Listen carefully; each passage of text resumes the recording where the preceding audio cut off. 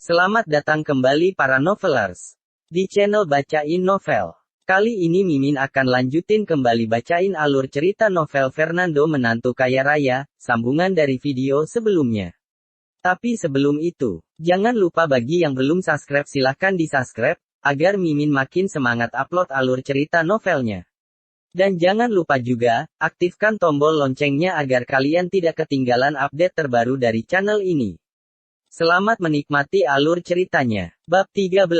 Detik berikutnya, tubuh yang lembut itu masuk ke dalam pelukan Fernando. Fernando pun dapat mencium wangi tubuh gadis tersebut.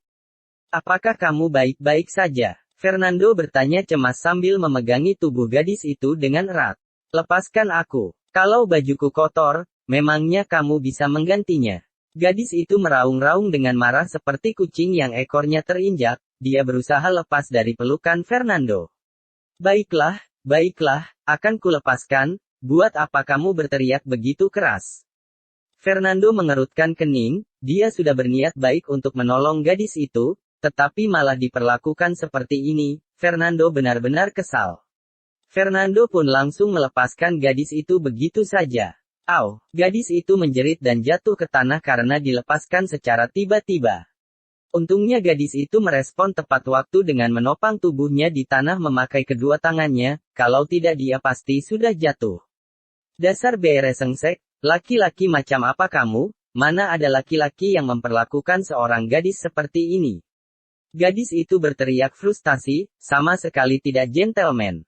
Benar juga, kamu adalah orang miskin yang tidak mampu menghidupi dirinya sendiri, bagaimana mungkin bisa bersikap gentleman? Sepertinya kamu tidak pernah menggandeng tangan seorang pun wanita. Nadia masih ingin melanjutkan ucapannya, tetapi ketika dia mengangkat kepalanya, Fernando sudah pergi jauh tanpa melihat ke belakang. Ini yang namanya niat baik tidak dihargai, kalau tahu begini jadinya, aku tidak akan mau membantunya. Fernando sedikit kesal, kebetulan ada seorang pelayan yang berjalan ke arahnya, Fernando pun mendekatinya dan menanyakan lokasi Aula Naga. Pelayan itu agak terkejut ketika melihat pakaian Fernando, tetapi pada akhirnya dia tetap memberitahu Fernando di mana Aula Naga berada. Saat itu, di Aula Naga restoran Danau Zamrud. Semua makanan telah siap dihidangkan di meja panjang, ada lobster dari Australia, oseng pepaya muda, sashimi abalone, sirip hiu dan lain-lain. Meja tersebut dipenuhi jajaran hidangan yang memesona, wangi harum masakan pun memenuhi udara, sangat menggiurkan sampai membuat orang-orang meneteskan liur.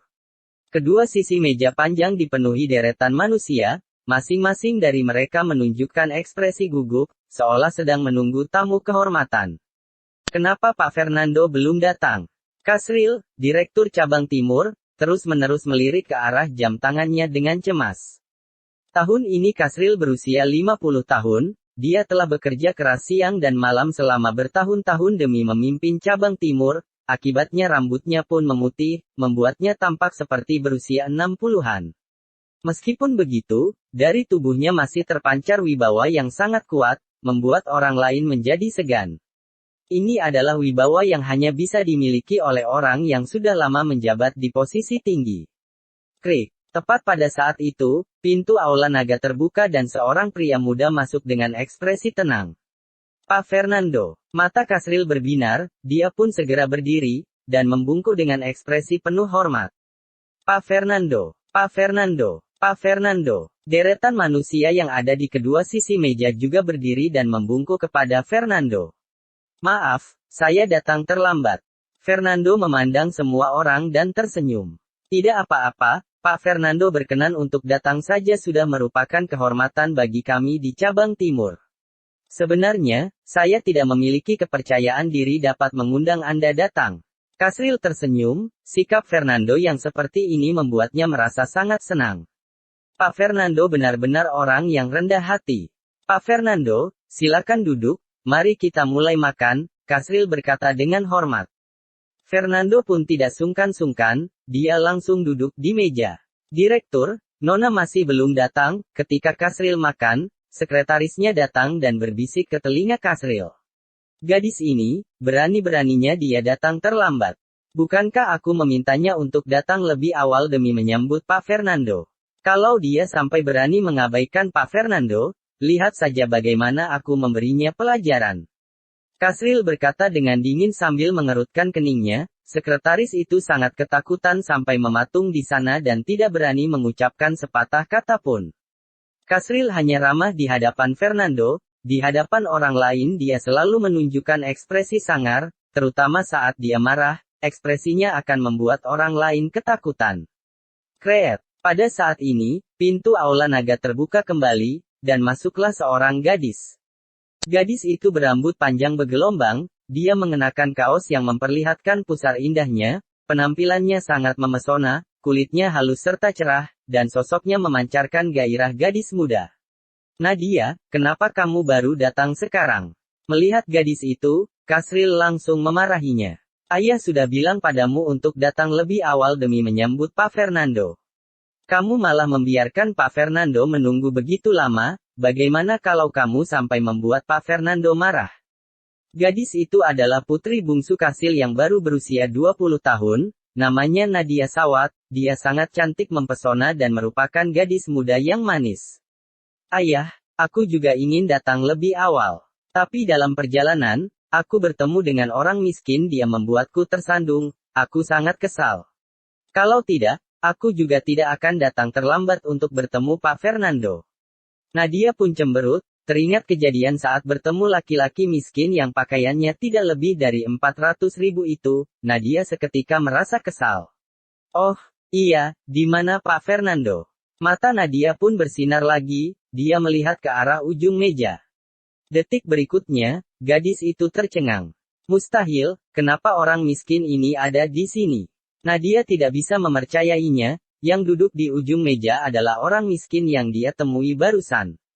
Ayah, mengapa orang miskin itu bisa duduk di sana? Untuk sesaat, Nadia tidak bisa memberikan reaksi. Orang miskin. Kasril sangat marah ketika mendengar hal ini. Nadia, kenapa kamu berbicara seperti itu kepada Pak Fernando? Cepat minta maaf kepada Pak Fernando. Pak Fernando, tidak mungkin. Ayah ingin bilang bahwa dia adalah Pak Fernando yang ayah undang untuk makan malam. Pemimpin masa depan keluarga Lukman. Nadia menutup mulutnya dan masih tidak bisa percaya. Apa maksudmu? Apakah kamu mempertanyakan identitas Pak Fernando? Kasril tampak sangat marah, biasanya putrinya sangat pintar, mengapa di saat penting seperti ini otaknya tidak jalan? Beraninya dia meragukan identitas Fernando. Jika masalah ini sampai di telinga Pak Yasri, jangan harap Kasril bisa menjadi direktur cabang timur. Jika kamu bukan putriku, aku sudah menamparmu dari tadi untuk mengajari kamu sopan santun. Kasril berseru, dia sangat marah sampai menghentakkan kakinya.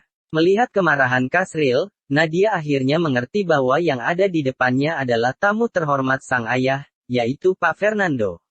Nadia sering ikut Kasril menghadiri banyak jamuan makan dan mengerti soal tata krama. Gadis itu langsung mengambil segelas anggur dan berjalan ke arah Fernando, dia mengucapkan sesuatu dengan wajah penuh penyesalan. Pak Fernando, maaf atas kelancangan saya tadi, sebagai permintaan maaf, saya menghukum diri dengan meminum segelas anggur. Usai berbicara, Nadia meminum segelas anggur sampai habis. Tidak apa-apa, ini bukan masalah besar. Fernando tersenyum tipis, dia tidak begitu peduli. Pak Fernando benar-benar murah hati, Kasril mengagumi. Kemudian, mereka melanjutkan makan. Semua orang bergantian bersulang untuk Fernando dengan penuh hormat, mereka tidak berani mengabaikan Fernando sedikit pun. Meskipun semua orang meminumnya sekaligus, tetapi Fernando hanya mencicipinya sedikit. Walaupun demikian, semua orang tidak berani protes sama sekali. Dalam pandangan mereka, bisa makan bersama orang seperti Fernando saja sudah merupakan sebuah kehormatan. Pak Fernando, bagaimana pendapat Anda tentang putri kecil saya, Nadia? Kasril mendekat sambil menuangkan segelas anggur, dia memandang Fernando sambil tersenyum. Fernando terkejut, dia melirik Nadia sembari tersenyum. Putri Anda tidak hanya cantik, tetapi juga tahu tata krama. Dia sangat kalem dan melakukan segala sesuatu dengan tenang.